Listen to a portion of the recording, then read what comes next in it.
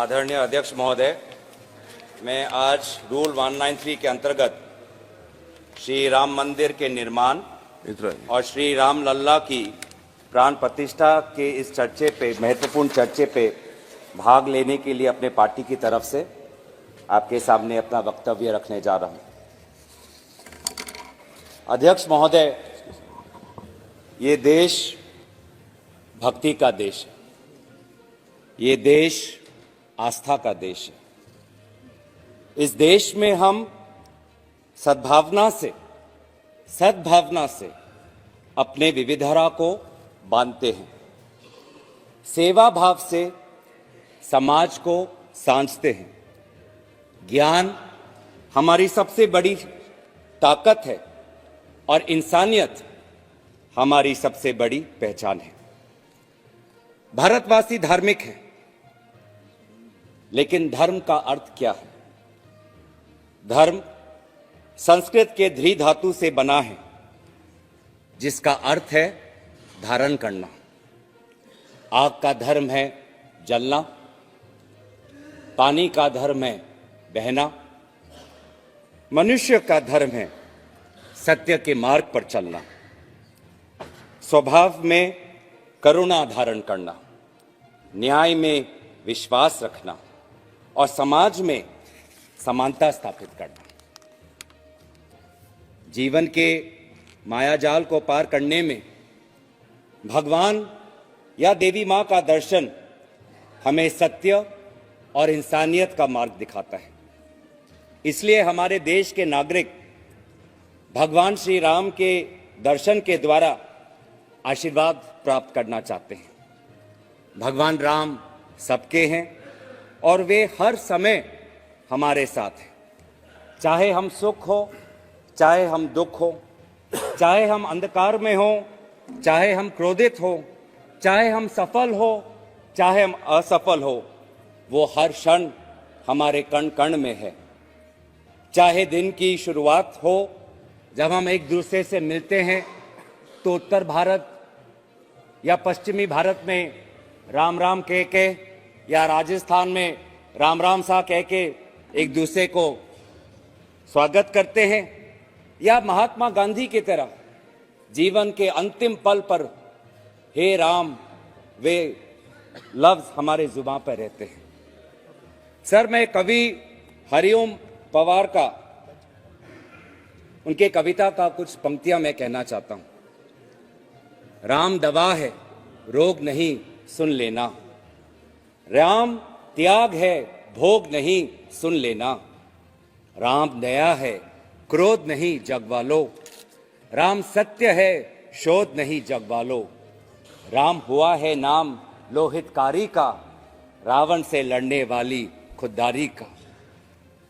Sir, यही बातें सत्य, सेवा, न्याय, करुणा, इस ख्वाब को डॉक्टर भीमराव अंबेडकर ने बहुत खूबी से भारत के इस संविधान में बांधा है, जहां पर डॉक्टर भीमराव अंबेडकर ने शासन का मार्ग, संविधान लाना हिंदी में, इंडियन, जहां पर डॉक्टर भीमराव अंबेडकर ने शासन का मार्ग संविधान के द्वारा सिखाया, तो वही महात्मा गांधी ने इस मार्ग का अंतिम लक्ष्य भी हमको दिखाया। वो अंतिम लक्ष्य क्या है? उनके ही शब्दों में राम राज्य। और राम राज्य की परिभाषा क्या है? उनके शब्दों में, जहां सभी खुश हैं और कोई दुखी नहीं। ये उनकी परिभाषा है और इस परिभाषा को उन्होंने अनेक बार इसका विवरण भी किया। गांधी जी ने यह भी कहा कि मेरा हिंदू धर्म मुझे सभी धर्मों को सम्मान करना सिखाता है। इसी में राम राज्य का रहस्य छिपा है। जब भगवान राम ने रावण का निधन किया, तो वे भी सभी को लेकर एक ताकतवर एक सेना बनाई, लेकिन उनके सेना में राजा महाराजा के सेना नहीं थे। उनके सेना में पिछड़े, वंचित, शोषित वे लोग उनके सेना में थे। उन्होंने, भगवान राम ने इस सेना में सभी को, इन सभी पिछड़े, वंचित, शोषित को ताकत दी, आत्मविश्वास दिया और तब जाके रावण के अहंकार को हराया गया। इसीलिए हमें मंथन करना चाहिए कि क्या सभी पिछड़े, वंचित, अल्पसंख्यक खुश है? यही तो राम राज्य की परिभाषा थी, यही तो महात्मा गांधी के राम राज्य की परिभाषा थी। लेकिन आज हम क्या देख रहे हैं? आज हम देख रहे हैं कि अनुसूचित जाति, अनुसूचित जनजाति के विरोध में, के खिलाफ अपराध आज बढ़ रहा है। 2023 में लगभग 50% अपराध बढ़ा है अगर एक साल पहले की तुलना करें। क्या ये राम राज्य है? आज पिछला वर्ग जातिगत जनगणना की मांग कर रहा है क्योंकि वे देख रहे हैं कि उनके साथ अन्याय हो रहा है। वे देख रहे हैं कि विश्वविद्यालयों में उनके साथ जातिगत भेदभाव हो रहा है। विश्वविद्यालयों में जो स्थान है, केंद्र सरकारों में जो स्थान है, वे स्थान से वे वंचित हैं। रामायण में मां सीता का भी उल्लेख है। मां सीता ने कभी भी अपनी संयम और शक्ति को कम नहीं होने दिया। लेकिन क्या यही अनुभूति उस उन्नाव की दलित बेटी को प्राप्त हुई जब वो बेसहारा थी, जब वो अकेली थी? क्या ये अनुभूति हमारे महिला खिलाड़ियों को हुई जब वे अपने हक के लड़ाई के लिए लड़ रहे थे? आज हमारी ही संसदीय समिति की रिपोर्ट में उल्लेख है कि अनुसूचित तबकों की स्त्रियों को दोहरा बोझ झेलना पड़ता है। वे जाति और जेंडर के आधार पर शोषित होती है और यौन शोषण के सामने बेबस होती है। बेबसी, चारों तरफ आज हम बेबसी देखते हैं। इस लोकसभा की चर्चा के बाद जब ये सारे सांसद अपने अपने क्षेत्र में जाएंगे तो युवाओं के बीच में उनको बेबसी दिखाई देगी। आप सभी के पास आपके क्षेत्र के युवाओं आएंगे, नौकरी के गुहार लगाएंगे, रोजगार की गुहार लगाएंगे, आपके पास आएंगे इंटरव्यू के वो एप्लीकेशन लेके, आपके पास वो आएंगे टेट की परीक्षा की पार करने के वो मार्कशीट को लेके। वो आपसे कहेंगे, आदरणीय सांसद महोदय, मैंने परीक्षा पार कर ली। आदरणीय सांसद महोदय, मैं बीए पास हूं। आदरणीय सांसद महोदय, मैं बेरोजगार हूं। और आज ये बेरोजगारी के कारण बेबस भारतीय युवा आज नशे के रास्ते में चल पड़ा है, आज अपराध के रास्ते में चल पड़ा है। आज वो जहां भी जाता है भेदभाव महसूस करता है। आज वो बेबसी में कुछ चंद पैसे इकट्ठा करके विदेशी धरती की तरफ पलायन करता है। ये है असलियत। ये उत्तर पूर्वांचल की हो, दक्षिण की हो, पूरब की हो, पंजाब की हो, या गोवा की हो, या केरल की हो, या गुजरात की हो, इस सच्चाई को हम नकार नहीं सकते। इसीलिए सर, जब हमारा दल इतने सालों से समाज सेवा कर रहा है, हम सच्चाई से वाकिफ है। बहुत कुछ हमने किया है, लेकिन बहुत कुछ करना बाकी है। हमसे भी गलती हुई है, ये कबूल करने में हमें कोई आपत्ति नहीं है। लेकिन कांग्रेस जब गांधी जी के राम राज्य की मार्ग पर चलती है तो हम न्याय की मार्ग पर चलते हैं। आज भी उच्चतम न्यायालय ने राम मंदिर के ऊपर जो राय दिया है उसको हम स्वागत करते हैं। हम सेक्युलरिज्म पे विश्वास करते हैं, लेकिन ये जो सेक्युलरिज्म शब्द है, जो शब्द है, इसमें जो पश्चिमी परिभाषा है सेक्युलरिज्म का, उस परिभाषा से हम अपने आप को भिन्न रखते हैं। अगर आप वो संविधान के डिबेट देखे, जब सेक्युलरिज्म शब्द, पंथ निरपेक्ष शब्द जब संविधान में जोड़ा गया था, तो कांग्रेस पार्टी के विभिन्न सांसदों ने यही कहा था कि हम पश्चिमी परिभाषा से हम परे रखते हैं। भारत एक धार्मिक देश है, भारत में बहुत धर्म को मानने वाले लोग रहते हैं और हम सर्वधर्म समभाव में विश्वास करते हैं। केवल एक ग्रंथ नहीं, ये देश की मिट्टी में इतनी ताकत है कि 140 करोड़ के लोगों की विभिन्न भाषा और आस्था को अखंडता के साथ, प्यार और सद्भावना के साथ बांधती है। मैं नानक के कुछ शब्द कहना चाहूंगा। नानक साहब ने कहा, अव्वल अल्लाह नूर उपाया, कुदरत के सब बंदे, एक नूर से राम जग उपजय, एक नूर से सब जग उपजय, कौन भले को मंदे। तो सर, हम सभी को बांधना चाहते हैं और यही हमारी संस्कृति है, यही हमारी सभ्यता है।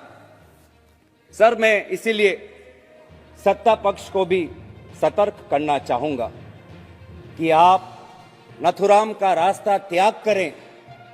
आप नथुराम को पूजा करने का ये जो आपकी परंपरा है उसको त्याग करें। नथुराम गोडसे का खंडन करें, इसमें आपको कोई परहेज नहीं होना चाहिए। अहंकार के रोग से बचे। रावण को उसके अहंकार ने ही मारा। आपका अहंकार आपको महंगाई को देखने से रोकता है। आपका अहंकार आपको देश में बढ़ती हुई अस्थिरता को देखने से रोकता है। चाहे वो मणिपुर में हो, चाहे वो लद्दाख में हो, चाहे वो चीन से लगी हुई सीमा पर हो। आज समाज में जो बढ़ती हुई आशंका है, विशेष रूप से अल्पसंख्यकों के बीच में, आपका अहंकार इस आशंका को देखने से आपको रोकता है। मैं आपको सतर्क करना चाहता हूं। भारत एक प्राचीन देश है। इस देश का जन्म 2014 में जब मोदी जी की सरकार आई तब जन्म नहीं हुआ। इस देश का जन्म 22 जनवरी 2024 में नहीं हुआ। राम लल्ला हमेशा हमारे साथ थे। 500 वर्ष पहले भी हमारे साथ थे, आज भी हमारे साथ हैं, कल भी आपके सरकार जाने के बाद आपके साथ हैं। राम हमारे मन में है।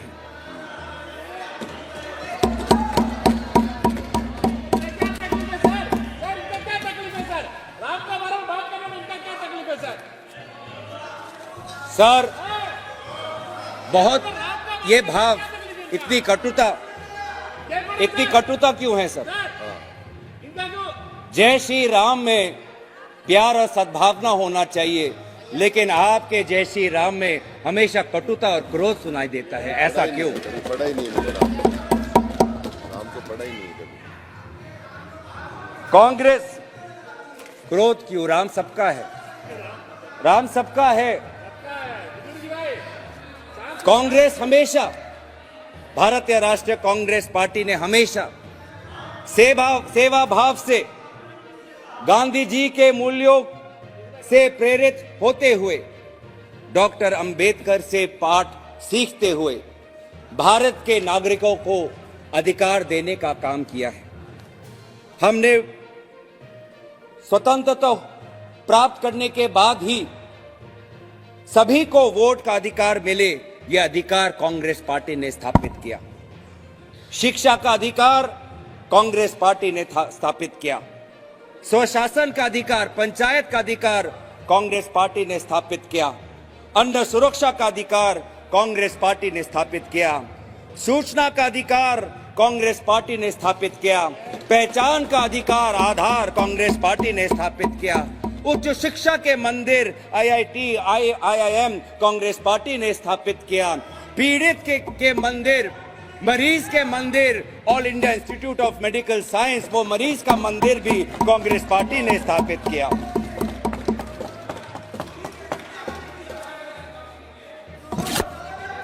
Well done. आज सर ये सेवा भाव से हम हमेशा काम करते गए और हम आपसे भी अपेक्षा करते हैं कि इस सेवा भाव से जो भी कुछ समय आपके पास बचा रहा है उस सेवा भाव से ही काम करें।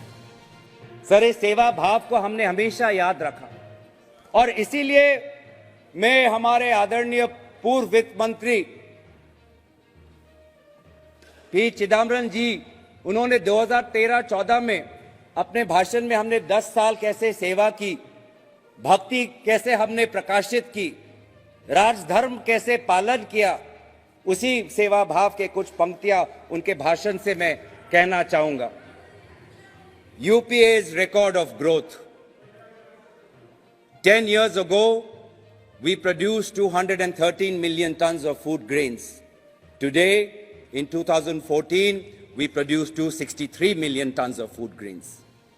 10 years ago, there were only 51,511 kilometers of rural roads under Pradhan Mantri Gram Sadak Yojana. Today, we have 3,89,578 kilometers. 10 years ago, in 2004, the central government expenditure on education was 10,145 crore. This year, in 2014, we allocated 79,451 crores. 10 years ago, the central government spent 7,248 crore on health. This year, in 2014, we will spend 36,322 crores. 10 years ago, the minorities had 14,15,000 bank accounts. As at the end of March 2013, they had 43,52,000 accounts, and the volume of lending had soared from 4,000 crore to 66,500 crore. 10 years ago, only 9,71,182 women self-help groups had been credited.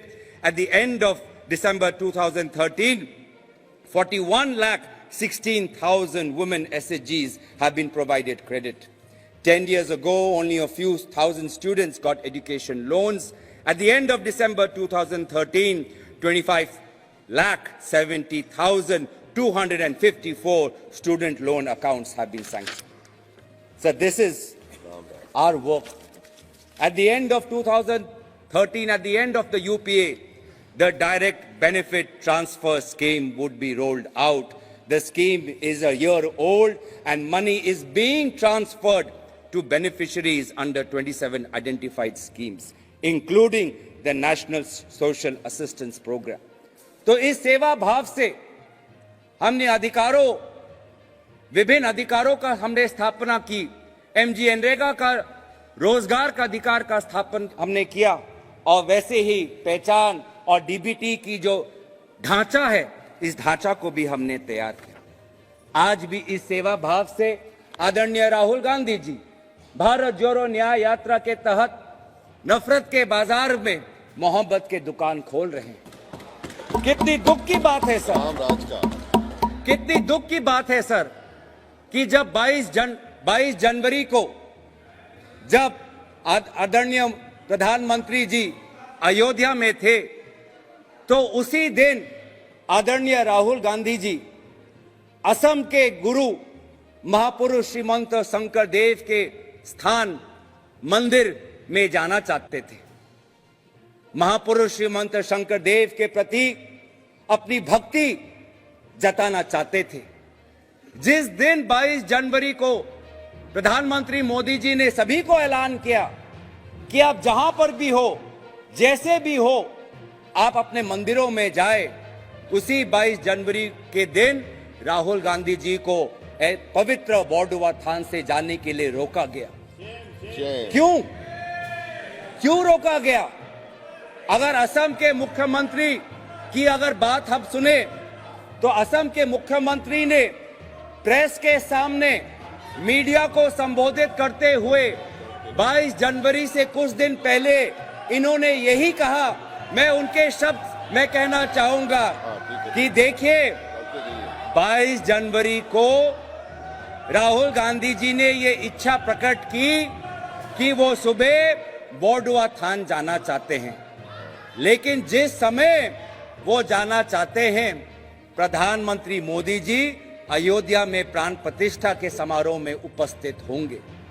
ये बात उचित नहीं है कि जिस समय TV के channel पे प्रधान मोदी का चित्र आए उसी समय राहुल गांधी जी का भी चित्र आए। ये बात गलत है। ये है आपकी धर्म के प्रति आस्था। रामराज ये मैं आपको लेने देना है सर। ये मीडिया पे कहा है, ये आपको मैं ऑथेंटिकेट कर दूंगा। आपको तो मुझे पता है सर, आपका विश्वास, आपका आशीर्वाद मेरे साथ है। मैं हमेशा जब भी अपनी बात रखता हूं तो सच्चाई से रखता हूं, ईमानदारी से रखता हूं। मुझे अपने बात कहते हुए कोई संकोच नहीं, क्योंकि मैं भी सच जो कहता हूं वो सच्ची वाणी से कहता हूं। तो बस अंत में इसलिए मैं कहना चाहता हूं कि धर्म का सर्टिफिकेट क्या ये बांटेंगे? मंदिर में कौन जाएगा, कब जाएगा, क्या ये इनसे हमें अनुमति लेनी पड़ेगी? क्या मंदिर जाना असम के मुख्यमंत्री के अगर शब्दों पे विश्वास रखे तो मंदिर क्या एक टीआरपी बन गया है? प्राण प्रतिष्ठा क्या एक टीआरपी बन गया है? प्राण प्रतिष्ठा में खड़े बहुत से लोग थे, उनकी श्रद्धा है। उस समय राहुल गांधी जी भी असम में थे, उनके श्रद्धा में वहां की सरकार ने बाधा क्यों दी? हमें अपने संस्कारों पे, हमें अपने कर्तव्य पे चलने पर बाधा क्यों दे रहा है? सर, जहां गैर हिंदुओं का प्रवेश वर्जित है वहां गैर हिंदू कैसे जा सकता है? ये मक्का जाए सर, ये पूरी जाकर दिखा दे हमें। जहां सर मर्यादा नहीं करते। सर, मैं दोबारा आज याद करा देता हूं कि हमारे देश में अनेक धर्म हैं, हमारे देश में अनेक ग्रंथ हैं, हमारे देश में अनेक पैगंबर हैं। लेकिन अगर शासन का ग्रंथ है तो शासन का ग्रंथ एक है, वो ये संविधान है। वो ये संविधान है। ये संविधान, ये शासन का एक ही ग्रंथ है। धर्म के अनेक ग्रंथ हैं। हिंदू धर्म में अनेक वेद हैं, हिंदू धर्म में अनेक उपनिषद है, लेकिन भारत के लोगों ने शासन के लिए एक ही ग्रंथ को चुना है, वो इस संविधान को है। और इस संविधान के संरक्षण में आज मैं दोबारा कहना चाहूंगा कि राम राज्य इतनी कटुता क्यों सर? इतनी कटुता क्यों? जय श्री राम कहते हुए इतनी कटुता क्यों? मर्यादा पुरुषोत्तम या राम को नमन करते हुए इनके वाणी में इतना हिंसा क्यों, इतना घृणा क्यों, इतनी घृणा क्यों है? आप राम भक्त हो ही नहीं सकते अगर आपके अंदर घृणा हो। आप राम भक्त हो ही नहीं सकते अगर आप नफरत फैलाते हो। आप राम भक्त हो ही नहीं सकते अगर आप दूसरे पे गोली चलाते हो। आप राम भक्त हो ही नहीं सकते जब आप दूसरे के धर्म के अनुष्ठान को अगर आप कलंकित करते हो। तो हमारे लिए तो ये ग्रंथ एक ही है। इस ग्रंथ में लिखा है, हम भारत के लोग भारत को एक संपूर्ण प्रभुत्व, संपन्न समाजवादी, पंथ निरपेक्ष, लोकतंत्रात्मक गणराज्य बनाने के लिए तथा उसके समस्त नागरिकों को सामाजिक, आर्थिक और राजनीतिक न्याय, विचार, अभिव्यक्ति, विश्वास, धर्म और उपासना की स्वतंत्रता। मैं दोबारा ये पढ़ना चाहूंगा क्योंकि कभी कभी आपके शब्दों से लगता है कि आप ये संविधान का डॉक्टर भीमराव अंबेडकर के मूल जो निर्देश थे वो ही भूल गए।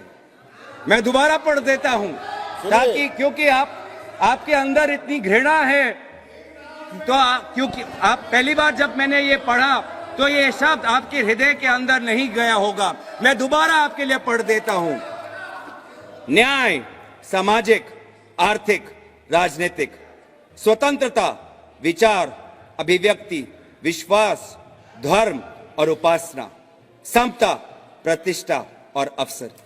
इसी के प्रति हम अपनी निष्ठा और दायित्व हम स्वीकार करते हुए आज इस भाषण जो हमारे राम मंदिर और रामलला के स्थापना पे जो आपने 193 का ये जो चर्चा लिया, इसी चर्चा में भाग लेते हुए मैं अपने वाणी को यही विराम देता हूं। धन्यवाद। जय हिंद, जय संविधान।